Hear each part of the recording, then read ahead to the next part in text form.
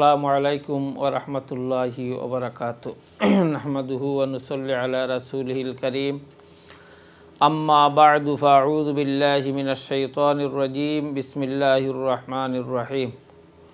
সম্মানিত আইয়ন টিভির শ্রোতা ও দর্শক মণ্ডলী, আপনারা যে যেখান থেকে আমাদের অনুষ্ঠান দেখছেন, আপনাদের সবাইকে স্টুডিও থেকে আমি মোহাম্মদ আব্দুল কুদ্দুস অভিনন্দন জানাচ্ছি, মুবারকবাদ জানাচ্ছি এবং আপনাদের প্রিয় অনুষ্ঠান আলোর পথে শোনার জন্য, সাথে থাকার জন্য, অংশগ্রহণ করার জন্য, দেখার জন্য সাদর আমন্ত্রণ জানাচ্ছি। সম্মানিত শ্রোতা ও দর্শক মণ্ডলী, আশা করি আপনারা সবাই ভালো আছেন। আলহামদুলিল্লাহ, আমরাও ভালো আছি। আশা করব প্রত্যেক দিন যেভাবে আপনারা আমাদের এই অনুষ্ঠানে অংশগ্রহণ করে থাকেন, আজকেও সেভাবে অংশগ্রহণ করবেন। স্ক্রিনের মধ্যে যে নম্বরটি দেখতে পাবেন, সেই নম্বরে টেলিফোন করে সরাসরি আমাদের সাথে কথা বলতে পারবেন, প্রশ্ন রাখতে পারবেন, আপনাদের মতামত রাখতে পারবেন, অথবা মোবাইল যে নাম্বারটি দেখতে পাচ্ছেন সেই নাম্বারে টেক্সটের মাধ্যমে আপনাদের মতামত অথবা প্রশ্ন আমাদের কাছে রাখবেন। আমাদের সম্মানিত অতিথি সেই প্রশ্নের উত্তর দিবেন। সম্মানিত শ্রোতা ও দর্শক মণ্ডলী, আপনারা সবাই জানেন আমাদের এই অনুষ্ঠানে প্রত্যেক দিন আমাদের সম্মানিত অতিথি এক একটি বিষয় নিয়ে আলোচনা করে থাকেন।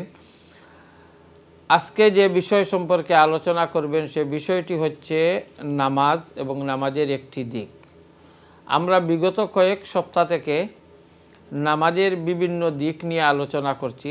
নামাজের প্রথম থেকে নিয়ে নামাজ কিভাবে আরম্ভ, নামাজের ফরজ, ওয়াজিব, এগুলো আমরা অনেক দিক আমরা আলোচনা করেছি এবং পর্যায়ক্রমে ইনশাল্লাহ আমরা যেগুলো বাকি রয়েছে সেগুলোও আমরা আলোচনা করব। এরই মধ্যে আপনারা অনেকেই আমাদের কাছে বিভিন্ন ধরনের প্রশ্ন সরাসরি করেন এবং টেক্সটের মাধ্যমে করেন। অনেক দিন আছে হয়তো আমরা সময়ের কারণে সব প্রশ্নের উত্তর আমরা দিতে পারি নাই। গত সপ্তাহের কিছু প্রশ্ন আমার কাছে রয়েছিল, আমি বলছিলাম যে যদি আজকের সুযোগ এবং সময় থাকে তাহলে সেগুলার উত্তর দেওয়ার চেষ্টা করব এবং আজকে আপনারা যে প্রশ্ন রাখবেন ইনশাল্লাহ আমরা চেষ্টা করব সেগুলার উত্তর দেওয়ার। সম্মানিত শ্রোতা ও দর্শক মণ্ডলী, আমাদের সাথে যিনি অতিথি হিসাবে রয়েছেন আমাদের সবার পরিচিত এবং এই অনুষ্ঠানের নিয়মিত অতিথি, দারুল হাদিস লতিফিয়ার সম্মানিত মুহাদ্দিস এবং লতিফিয়া কারি সোসাইটি ইউকের সম্মানিত জেনারেল সেক্রেটারি জনাব মাওলানা মুফতি আশরাফুর রহমান সাহেব বিশ্বনাথী। আসসালামু আলাইকুম। ওয়ালাইকুম আসসালাম ওয়া রাহমাতুল্লাহ। জনাব ভালো আছেন? আলহামদুলিল্লাহ, আল্লাহর শুকর। ধন্যবাদ। সম্মানিত শ্রোতা ও দর্শক মণ্ডলী, আপনারা অনেকেই আমাদের কাছে জানতে চেয়েছেন বা জিজ্ঞাসা করেছেন যে আমাদের এই অনুষ্ঠান পরবর্তীতে সেটা রিপিট হয় কিনা। আপনারা সবাই জানেন সেটা রিপিট দেখানো হয়, আগামীকালকে শনিবারে সেটা রিপিট দেখানো হবে, আপনারা দেখতে পাবেন। এবং সরাসরি আইএন টিভির ফেসবুকে যদি আপনারা ঢুকেন, সরাসরি লাইভ সেটি সম্প্রচারিত হয়, প্রচার হচ্ছে। আপনারা ফেসবুকের মাধ্যমেও ইনশাল্লাহ সেগুলো দেখতে পারবেন এবং সেখানেও আপনারা কমেন্টের মাধ্যমে আপনাদের প্রশ্ন আমাদের কাছে রাখতে পারবেন। সম্মানিত শ্রোতা ও দর্শক মণ্ডলী, আমি সরাসরি আমার সম্মানিত অতিথির কাছে চলে যাচ্ছি এবং আজকের বিষয়ের উপর আলোচনা করার জন্য অনুরোধ করছি। জানাব। আসসালামু আলাইকুম ওয়া রাহমাতুল্লাহ। ওয়ালাইকুম আসসালাম ওয়া রাহমাতুল্লাহ। আলহামদুলিল্লাহি রাব্বিল আলামিন ওয়াসসালাতু ওয়াসসালামু আলা সাইয়্যিদিল মুরসালিন ওয়া আলা আলিহি ওয়া সাহবিহি আজমাইন, আম্মা বা'দ। আইএন টিভির আলোর পথে অনুষ্ঠানের শুরুতে মহান আল্লাহ রাব্বুল আলামিনের শাহানশাহী দরবারে শুকর আদায় করছি যে আল্লাহ রাব্বুল আলামিন আমাদেরকে এই অনুষ্ঠানে শরীক হওয়ার সুযোগ দান করেছেন। অসংখ্য গণিত দরুদ এবং সালামের হাদিয়া পেশ করছি রাহমাতুল আলামিন সৈয়দুল মুরসালিন হুজুরে পাক সাল্লাল্লাহু আলাইহি সাল্লামের উপর, তার পরিবার পরিজন, সাহাবায়ে কেরাম, তাদের প্রতি মোবারকবাদ জানাচ্ছি। আইএন টিভি দূরের কাছের সম্মানিত দর্শকদেরকে যারা এই অনুষ্ঠান দেখছেন মোবারকবাদ জানাচ্ছি। আইএন টিভি কর্তৃপক্ষকে, কলা কৌশলী সকলকে মোবারকবাদ জানাচ্ছি। অনুষ্ঠানের সম্মানিত উপস্থাপক হজরত মাওলানা আব্দুল কুদ্দুস সাহেবকে। সুপ্রিয় দর্শক, আমরা আলোচনা করছি ইসলামের মূল স্তম্ভ নামাজ নিয়ে।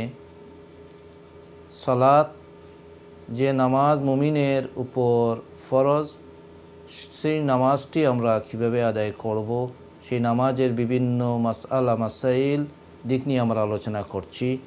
আমরা গত আলোচনায় নামাজে দাঁড়ানোর পর যে কিয়াম হলো, দাঁড়ানোর পর তাকবীরে তাহরিমা, যেটা ফরজ বা রুকুন নামাজের, তাকবীরে তাহরিমার মাধ্যমে আমরা নামাজের ভিতরে ঢুকে গেলাম।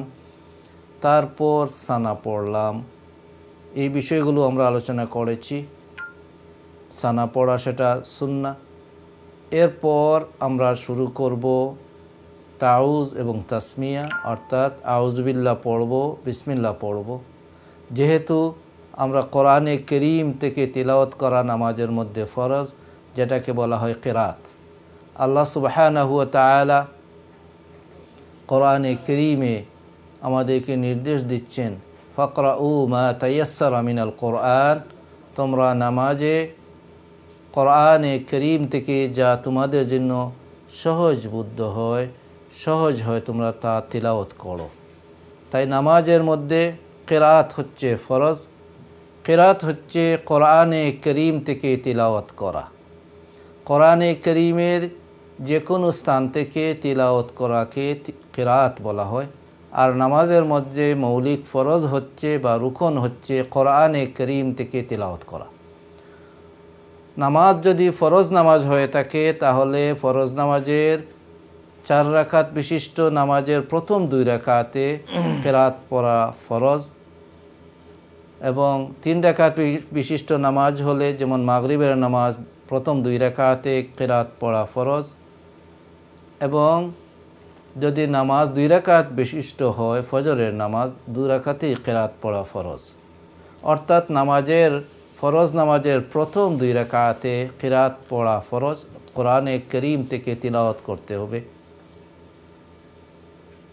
নামাজ যদি নফল নামাজ হয়ে থাকে, সুন্নাহ নামাজ হয়ে থাকে, তাহলে প্রতি রাকাতে কিরাত পড়া ফরজ। সেই নামাজটি 4 রাকাত বিশিষ্ট হোক অথবা 2 রাকাত বিশিষ্ট হোক। এবং উইতির নামাজ 3 রাকাত বিশিষ্ট, সেই নামাজে প্রতি রাকাতে কিরাত পড়া ফরজ, রুকুন। তাই নামাজের মধ্যে প্রথমত আমরা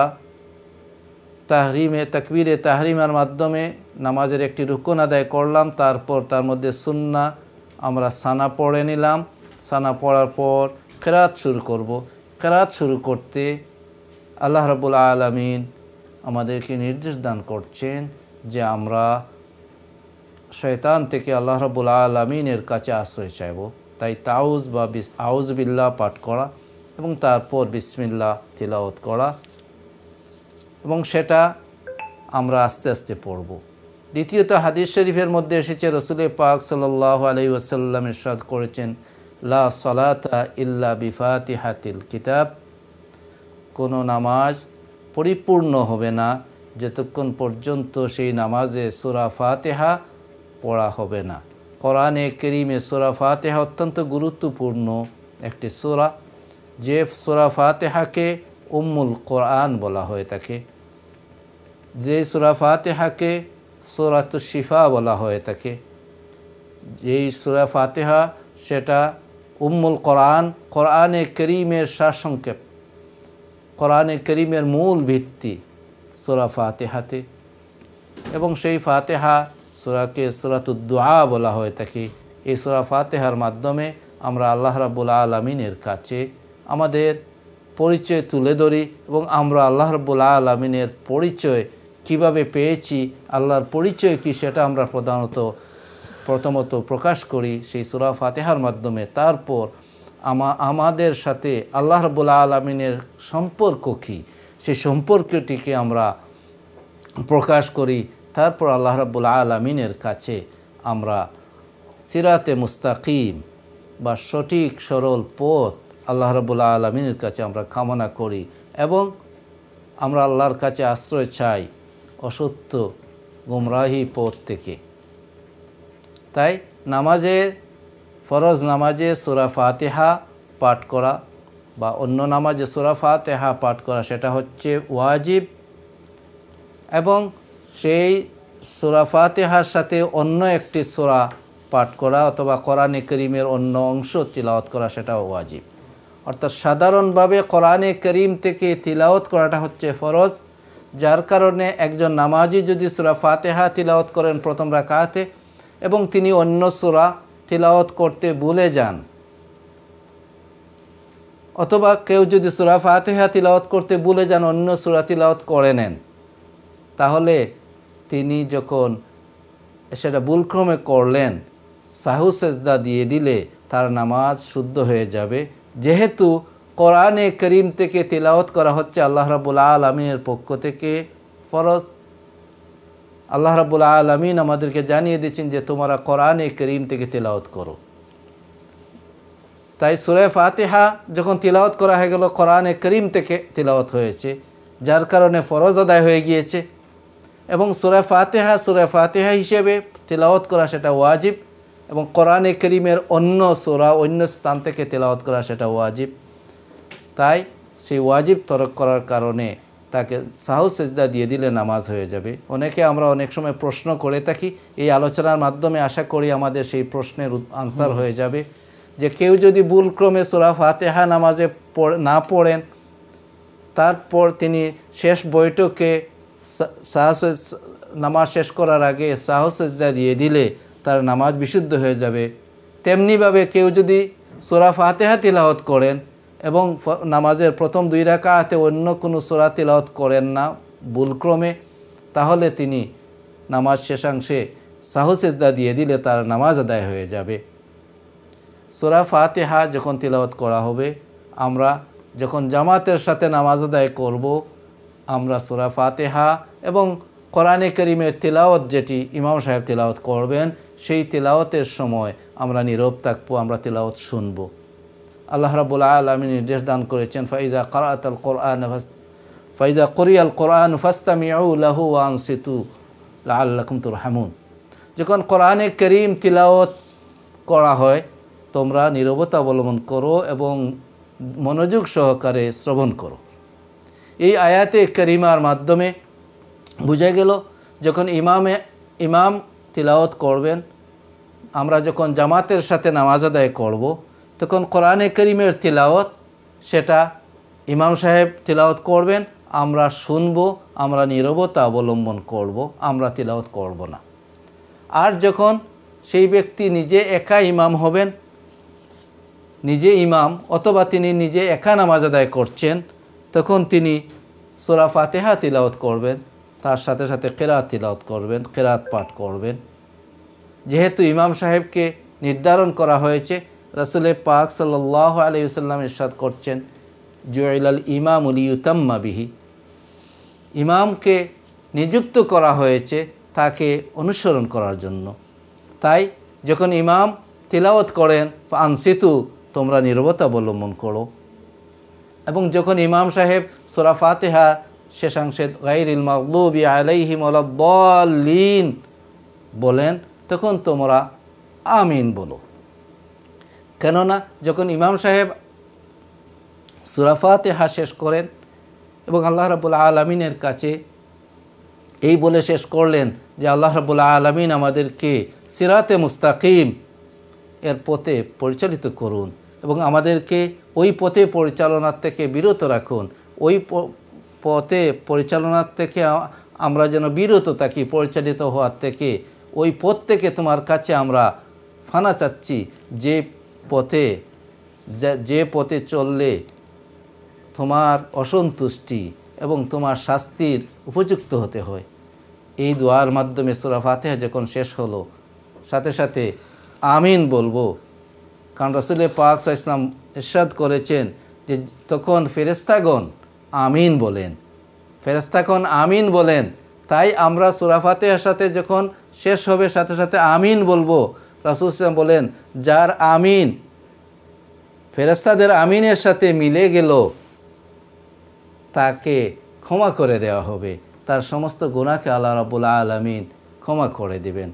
তাই সূরা ফাতিহার পর, সূরা ফাতিহার শেষে আমিন নামাজের মধ্যে সেটা বলা সুন্নাহ। আমিন আমরা বলবো, সেই আমিন আমরা আস্তে বলবো, নিম্ন স্বরে বলবো। এবং অন্য মাযহাবে, শাফি মাযহাবে আমিন তারা উচ্চ স্বরে বলে থাকেন। এটার ভিন্নতা রয়েছে। সাহাবায়ে কেরামের মধ্যে অনেকেই বর্ণনা করেছেন যে মাদ্দা বিহা সৌতাহু, রাসূলুল্লাহ সাল্লাল্লাহু আলাইহি ওয়াসাল্লাম উচ্চ স্বরে বলেছেন। আবার বেশিরভাগ সাহাবায়ে কেরাম এবং হাদিস শরীফের মধ্যে এসেছে খাফাদা বিহা সৌতাহু, তার আওয়াজকে দমিয়ে রেখেছেন। তাই হানাফি মাযহাব আমরা ফলো করে থাকি। বিশ্বের অধিকাংশ মুসলমান যে মাযহাব ফলো করে থাকেন সেই মাযহাব হচ্ছে হানাফি ফিকহ। সেই হানাফি ফিকহ অনুযায়ী আমরা আমিনকে আস্তে বলবো। ইমামের সাথে যখন আমরা নামাজ আদায় করব আমরা আমিন বলবো, কিন্তু সবাই বলতেছেন আমিন বলবো। ইমামে নববী রাহিমাহুল্লাহু তাআলা আনহু শরহে মুসলিমে এই বিষয়ে ব্যাখ্যা দিতে গিয়ে তিনি বলেছেন, যখন রাসূল পাক সাল্লাল্লাহু আলাইহি ওয়াসাল্লাম ইরশাদ করলেন যে যখন ইমাম সাহেব নামাজের মধ্যে আমিন বলেন, তোমরা আমিন বলো, কারণ মালাইকা ফিস সামা তারাও আমিন বলেন। তখন ওয়াফাকাত ইহদাহুমা উখরা গফিরা লাহু মা তাকাদ্দামা মিন যামবিহি। ফেরেশতাদের আমিনের সাথে যখন মুয়াফিক হয়ে গেল, তাদের আমিনের সাথে আমাদের আমিন মিলে গেল, কারণ ফেরেশতাগণ মাসুম। ফেরেশতাগণ মাসুম, তাদের কোনো গুনাহ নেই, তাদেরকে আল্লাহ রাব্বুল আলামিন গুনাহমুক্ত রেখেছেন। আমরা গুনাহগার। তাদের আমিনের সাথে যখন আমাদের আমিন মিলে গেল, রাসূল পাক সাল্লাল্লাহু আলাইহি ওয়াসাল্লাম ইরশাদ করছেন গফিরা লাহু মা তাকাদ্দামা মিন যামবিহি, তার পূর্বের সকল গুনাহকে আল্লাহ রাব্বুল আলামিন ক্ষমা করে দিবেন। জি ইনশাআল্লাহ আমরা আসবো আপনার কাছে। একজন কলার চলে এসেছেন, আমরা কথা বলে নেই। দেখি কে রয়েছেন আমাদের সাথে। হ্যালো, আসসালামু আলাইকুম। ওয়ালাইকুম আসসালাম। আমার দুইটা প্রশ্ন, ছোট ছোট রোজা নিয়ে। জি, আমার প্রথম প্রশ্নটা হচ্ছে যে এখন তো আমাদের খুব বাড়তি দিন, শর্ট ডে। জি, আমরা যদি মনে করেন ঘুম থেকে উঠলাম, হয়তো দেখা গেল জোহরের টাইম হয়ে গেছে, মানে স্পেসিফিক আমরা কোন টাইমের ভিতরে নিয়ত করতে হবে? এদের কোনো টাইম লিমিট আছে কিনা? নফল রোজা, কিন্তু নফল রোজার ক্ষেত্রে আমরা যদি মনে করেন সকালে ঘুম থেকে উঠলাম, দেখা গেল ব্রেকফাস্ট করতে একটু লেট হচ্ছে, মনে মনে আমরা ধরে নিলাম বা নিয়ত করে ফেললাম যে আজকে আমি রোজাটা রেখে দেবো। তো এই রোজাটার মানে মাগরিবের আগে অথবা আসরের আগে অথবা জোহরের আগে নিয়ত করতে হবে, এই ধরনের কোনো টাইম লিমিট আছে কিনা? ওকে ইনশাআল্লাহ। আর আমার সেকেন্ড প্রশ্নটা হচ্ছে, আমি আরেকজন স্কলারের কাছে শুনছিলাম মানে টিভিতে এরকম যে নফল রোজা মনে করেন নিয়ত করলেন, রাখলেনও, দেখা গেল হয়তো উনি মাইন্ড চেঞ্জ করলেন, যে কোনো টাইমে নাকি এটা ভাঙ্গা যায়, এটা ভাঙলে নাকি আর কাজা করতে হবে না, এটা কতটুকু সত্য? ওকে ইনশাআল্লাহ, খুবই সুন্দর প্রশ্ন। আর কোনো প্রশ্ন আছে আপনার? ধন্যবাদ আপনাকে। আপনি আমাদের অনুষ্ঠান দেখতে থাকুন, ইনশাআল্লাহ হুজুর আপনার প্রশ্নের উত্তর দিবেন। সম্মানিত শ্রোতা ও দর্শক মণ্ডলী, আলহামদুলিল্লাহ আমরা অত্যন্ত গুরুত্বপূর্ণ আলোচনা শুনছিলাম। এর মধ্যে আমার কাছে কয়েকটি প্রশ্ন চলে এসেছে কিছু টেক্সের মাধ্যমে, আর এখন দুইটি প্রশ্ন সরাসরি আসলো। ইনশাআল্লাহ আমরা এখন উত্তরের দিকে চলে যাব, পরবর্তীতে আমরা আলোচনায় যাব ইনশাআল্লাহ।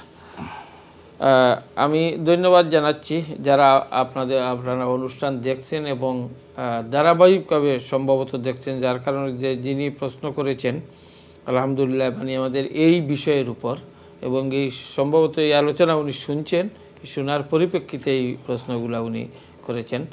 আমরা আশা করি এভাবে সবাই যদি আমরা মনোযোগ সহকারে আমাদের গুরুত্বপূর্ণ যে ইবাদতগুলো রয়েছে সেগুলা আমরা আদায় করার চেষ্টা করব। জনাব মুফতি সাহেব, আমার এক ভাই প্রশ্ন করেছেন যে নামাজে কমপক্ষে কতটুকু কেরাত পড়তে হবে? ধন্যবাদ প্রশ্নকারী ভাইকে। নামাজে আমরা তিলাওয়াত করব সূরা ফাতিহা, এবং সূরা ফাতিহার সাথে ছোট হলে 3 আয়াত, যেমন তো সূরা কোরআনে কারীমের মধ্যে ছোটতম সূরা সেটি হচ্ছে সূরা কাউসার, ইন্না আতাইনা, এই পরিমাণ তিলাওয়াত করে নিলে কোরআনে কারীমের অন্য আয়াতে লম্বা আয়াত যদি হয় 1 আয়াত এবং ছোট আয়াত হলে 3 আয়াত পরিমাণ, অর্থাৎ তার পরিমাণটা বলা হয়েছে 3 আয়াত পরিমাণ ছোট হলে এবং 1 আয়াত দীর্ঘ হলে নামাজ হয়ে যাবে ইনশাআল্লাহ। সূরা ফাতিহার সাথে আপনি যদি ছোটতম সূরা যদি পড়েন, পূর্ণ সূরা যেমন সূরা কাউসার বা ইন্না আতাইনা যে সূরাটি, সেই সূরা বা এই পরিমাণ যদি কোরআনে কারীমের যে কোনো খান থেকে পড়ে নেন তাহলে নামাজ আদায় হয়ে যাবে। ফুকাহায়ে কেরাম এর বিষয়টিকে এভাবে বলেছেন যে দীর্ঘ হলে কমপক্ষে দীর্ঘ 1টি আয়াত এবং ছোট আয়াত হলে কমপক্ষে 3টা আয়াত পড়া লাগবে নামাজের মধ্যে, না হয় ওয়াজিব পূর্ণ হবে না, সেটা কেরাত হবে না। জি, আর কোরআন সবচেয়ে ছোট সূরা হচ্ছে সূরা কাউসার। তখন আমরা সেটা 3 আয়াতে এইটাই দুদিন মানে একটা মাপকাঠি নিয়ে আনেন যে এভাবে হলে 3 আয়াত আর লম্বা হলে 1 আয়াত হলে জি, ধন্যবাদ। তারপর প্রশ্নটি হচ্ছে, উনি জানতে চেয়েছেন যে নিজে নিজে যখন নামাজ পড়বেন তখন তো যে সূরা ফাতিহার আগে যে আমরা আউযু বিল্লাহি মিনাশ শাইতানির রাজিম বিসমিল্লাহির রহমানির রহিম এই আউযু বিল্লাহি এবং বিসমিল্লাহ পড়তে হবে কিনা? নামাজে যখন শুরুতে আমরা নামাজ যখন শুরু করব, সানা পাঠ করার পর আমরা আউযু বিল্লাহ পড়ব এবং বিসমিল্লাহ পড়ব, তারপর সূরা ফাতিহা আমরা পড়ব এবং আউযু বিল্লাহ বিসমিল্লাহ আমরা মনে মনে পড়ব যেভাবে আমরা সানা মনে মনে পড়েছি। আর নামাজ যদি জেহরি কিরাতের হয় এবং একা নামাজ পড়েন তাহলে আপনি উঁচু স্বরে ফরজ নামাজের কিরাত পড়তে পারবেন। আর যদি নামাজ দিনের বেলার নামাজ হয় তাহলে যেভাবে ইমাম সাহেব নামাজ পড়েন সেইভাবে নিম্ন স্বরে অর্থাৎ না আওয়াজে নামাজ পড়বেন, জি, তিলাওয়াত করবেন। জি, ধন্যবাদ সুন্দর এই বিষয়টা জানার জন্য। উনি আরেকটি প্রশ্ন করেছেন, যদি ইমাম সাহেবের এগুলো তো একাকী যদি পড়েন, যদি ইমাম সাহেবের পিছনে উনি নামাজ পড়েন, মানে যে যেমন মাগরিব অথবা এশার নামাজের কথা উল্লেখ করেছেন, তখন কেরাত শব্দ করে ইমাম সাহেব পড়লেন, তো ইমাম সাহেব তো আলহামদুলিল্লাহি রাব্বিল আলামিন থেকে স্টার্ট করেন, তখন উনি পিছনে যারা রয়েছেন তারা কি আউযু বিল্লাহ বিসমিল্লাহ আস্তে আস্তে পড়বেন? তাদের জন্য আউযু বিল্লাহ বিসমিল্লাহ পড়ার প্রয়োজন নেই। তারা ইমাম সাহেবের কিরাতের জন্য, কোরআন শরীফ তিলাওয়াতের জন্য প্রয়োজন হচ্ছে আউযু বিল্লাহ এবং বিসমিল্লাহ। তারা যেহেতু কোরআন শরীফ তিলাওয়াত করছেন না, তারা তিলাওয়াত শুনছেন, তাই ইমাম সাহেবের তিলাওয়াত তারা শুনবেন, তাদের জন্য আউযু বিল্লাহ বিসমিল্লাহ পড়া প্রয়োজন নেই। সেটা যিনি তিলাওয়াত করবেন তিলাওয়াতকারীর জন্য। জি, ধন্যবাদ জনাব এই সুন্দর উত্তরটি দেওয়ার জন্য। ওই ভাই আরও একটু প্রশ্ন জানতে চেয়েছেন যে যখন একাকী উনি নামাজ পড়বেন, আলহামদুলিল্লাহ সূরা পড়লেন, পরবর্তীতে অন্য একটি সূরা সাথে পড়লেন, তো ওই সূরার আগে আবার কি বিসমিল্লাহ পড়তে হবে? 2 সূরার মধ্যখানে বিসমিল্লাহ পড়া মুস্তাহাব। ফরজ নামাজে সেটা ইমাম আবু হানিফা রহমতুল্লাহ আলাইহির তার অপিনিয়ন হচ্ছে যে সেখানে বিসমিল্লাহ পড়া হবে না, শুধুমাত্র সূরা পড়ার পর আমিন বললেন, তারপর দ্বিতীয় সূরা পড়বেন। অন্যান্য উলামায়ে কেরামের কাছে সেখানে বিসমিল্লাহ পড়লে নামাজ হবে, সেটা পড়া মুস্তাহাব। 2 সূরার মধ্যখানে বিসমিল্লাহ পড়া সেটা মুস্তাহাব। 2 সূরার মধ্যখানে যদি বিসমিল্লাহ পড়া হয় তাহলে নামাজ হবে, না পড়লেও নামাজ হবে, কোনো অসুবিধা হবে না। এমনকি ইমাম মালিক রহমতুল্লাহ আলাইহির অপিনিয়ন অনুযায়ী তাকবীর দেওয়ার পর সরাসরি সূরা ফাতিহা শুরু করা যাবে, সেখানে আউযু বিল্লাহও নয়, বিসমিল্লাহও নয়, সানাও নয়, কিছুও নয়। তাই এই বিষয়গুলো অত্যন্ত সহজ, এই বিষয়গুলোকে আমরা এভাবে সহজেই রাখবো। যদি আমরা কেউ পড়ে নেন তাহলে তারও নামাজ হয়ে যাবে, আবার কেউ যদি না পড়েন তাতে তার নামাজের কোনো অসুবিধা হবে না, নামাজ পূর্ণ হবে ইনশাআল্লাহ। জি, অসংখ্য ধন্যবাদ। তারপরে আরেকটি প্রশ্ন উনি করেছেন, যে প্রশ্নটি এভাবে বলছেন যে আমরা আপনার কাছে সালাম জানিয়েছেন, সালাম, এবং বলছেন জনাব যে সবসময় তো আমরা ইমাম সাহেবের পিছনে যখন পড়ি তখন প্রায়ই আমরা ইমাম সাহেব আলহামদুলিল্লাহ থেকে সূরা ফাতিহা শুরু করেন, কিন্তু উনি একদিন কোথায় যেন পড়েছেন যে ইমাম সাহেব বিসমিল্লাহির রহমানির রহিম শব্দ করে পড়েছেন, তারপরে আলহামদুলিল্লাহ। উনি জানতে চেয়েছেন এই বিষয়টা। এটা নামাজ হয়ে যাবে, তবে বিসমিল্লাহ স্বর দিয়ে পড়া হবে না, আওয়াজ দিয়ে পড়া হবে না। কোনো কোনো মাযহাবে উলামায়ে কেরাম তারা বলেছেন যে জুড়ে যদি কেউ পড়ে নেন সেটার উপরে ফতোয়া সেই মাযহাবেরও নয়। কখনো যদি সেটা একবার তিলাওয়াতে বলা হয়ে থাকে যে যারা খতমে কোরআন করেন একবার সেটাকে জুড়ে পড়ে নেয়, আদাতে সবাই শুনে নেন, তাই নামাজ হয়ে যাবে। তবে সেটাকে আমরা জুড়ে পড়ব না, সেটা আস্তে আওয়াজে আমরা পড়ব। জি, ধন্যবাদ জনাব। তারপরের প্রশ্নটি হচ্ছে, যিনি সরাসরি ফোন করেছিলেন, যে উনি জানতে চেয়েছেন যে এখন তো খুব শর্ট দিন, কিন্তু উনি যে রোজা রাখবেন নফল রোজা, তখন এই নিয়ত যে এভাবে কোনো কিছু আছে যে কতক্ষণ পর্যন্ত নিয়ত করতে পারবেন? প্রথমত নফল রোজা রাখার জন্য আপনি রাতের বেলা যদি নিয়ত করে নেন তাহলে আপনার নফল রোজা হয়ে যাবে ইনশাআল্লাহ। রাতে ঘুমানোর আগে আপনি নিয়ত করে নিয়ে যাবেন আগামী দিনের রোজা আপনি রাখবেন, তারপর আপনি রোজা রাখলেন, আপনার রোজা হয়ে যাবে ইনশাআল্লাহ। অথবা আপনি ঘুম থেকে ওঠার পরেই যদি সাথে সাথে নিয়ত করে নেন অর্থাৎ জোহরের আগ পর্যন্ত, সেই সময়টির মধ্যে আপনি নিয়ত করে নেন, তাহলে আপনার নফল রোজা হয়ে যাবে ইনশাআল্লাহ। জি, তারপরের প্রশ্নটি হচ্ছে, উনি প্রশ্ন করছিলেন যে নফল রোজা উনি রাখলেন, নিয়ত করে রাখলেন, কিন্তু যে কোনো সময় সেটা ভঙ্গ করতে পারবেন কি, আর ভঙ্গ করলে তার কাজাকে আবার রাখতে হবে? ধন্যবাদ ভাইকে।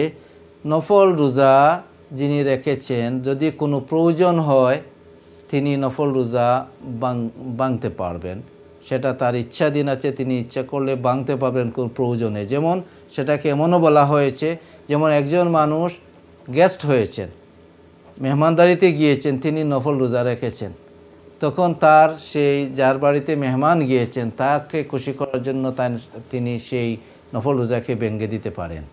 কিন্তু নফল রোজা ভাঙ্গার পর সেটাকে কাজা করতে হয়। শাফি মাযহাবের এক অপিনিয়ন, অন্যান্য উলামায়ে কেরামের একটা অপিনিয়ন রয়েছে যে নফল রোজা রাখলে অথবা নফল ইবাদত নষ্ট করলে সেটাকে আর কাজা করতে হয় না। কিন্তু অধিকাংশ উলামায়ে কেরামের অপিনিয়ন হাদিসের উপর ভিত্তি করে, এবং হানাফি মাযহাবের ফতোয়া হচ্ছে, সিদ্ধান্ত হচ্ছে, কেউ নফল রোজা অথবা নফল নামাজ সেটাকে শুরু করা সেটা তার ইচ্ছাধীন। তাকে শুরু না করলে আল্লাহ রাব্বুল আলামিন তাকে কোনো গুনাহ লিখবেন না। যখন শুরু করবেন তখন সেটাকে পূর্ণ করা তার দায়িত্ব, যেহেতু সেটা তার দায়িত্বে ছিল না। নফল ইবাদত মানুষের দায়িত্বে নয়, সেটা মানুষ তার নিজের জন্য অবধারিত করে নেয়। আর যখন কোনো কাজকে নিজের জন্য অবধারিত করে নিলেন, তখন সেই কাজকে পূর্ণতায় পৌঁছানো সেটা সেই ব্যক্তির দায়িত্ব হয়ে যায়।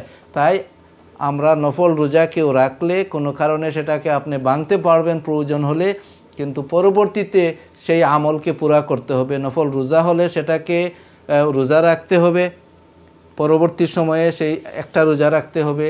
যদি সেটা নফল উমরা হয়ে থাকে, কোনো কারণে আপনি ইহরাম করেছেন তারপর নফল উমরা অথবা নফল হজ, তারপর সেটাকে আপনি আর পূর্ণ করেন নাই, আপনি ইহরাম থেকে বেরিয়ে গিয়েছেন, তারপরে আপনাকে সেই উমরাকে কাজা করতে হবে।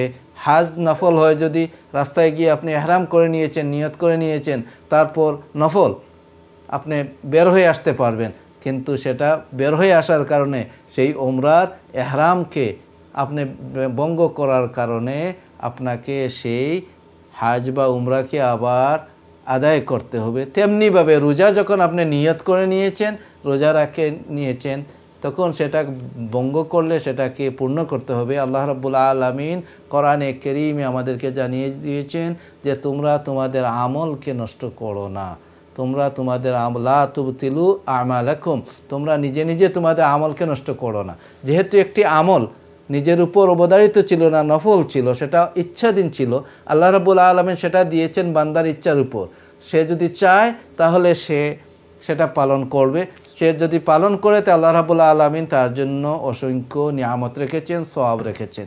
যদি সে পালন না করে তাহলে আল্লাহ রাব্বুল আলামিন তার জন্য কোনো প্রকারের গুনাহ রাখেন নাই, সেটা সম্পূর্ণ তার ইচ্ছাধীন। যখন সে ইচ্ছা করলো সেটা করার জন্য, তার দায়িত্ব হয়ে গেল সেটাকে পূর্ণ করা।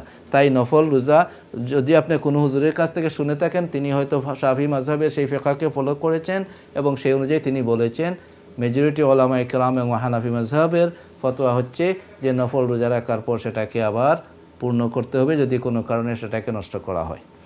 জি, অসংখ্য ধন্যবাদ জনাব। আমরা খুবই সুন্দর ভাবে প্রশ্নের উত্তর শুনছি। আশা করি আমরা সবাই উপকৃত হচ্ছে। আমাদের সময় হয়ে গেছে একটি ব্রেক থেকে আসার পর আবারও আপনার কাছে আসবো। সম্মানিত শ্রোতা ও দর্শক মণ্ডলী, আলহামদুলিল্লাহ আপনারা আলোচনা শুনছেন এবং এখন আমরা কয়েকটি প্রশ্নের উত্তর দিয়েছি আলহামদুলিল্লাহ। আরও কিছু প্রশ্ন আমাদের কাছে রয়েছে। সময় হয়ে গেছে একটি ব্রেকে চলে এসেছি। ব্রেক থেকে আসার পর বাকি প্রশ্নের উত্তর দিব। সময় যদি তাকে আলোচনা করব। সেই পর্যন্ত আপনারা আমাদের সাথেই থাকুন। আসসালামু আলাইকুম।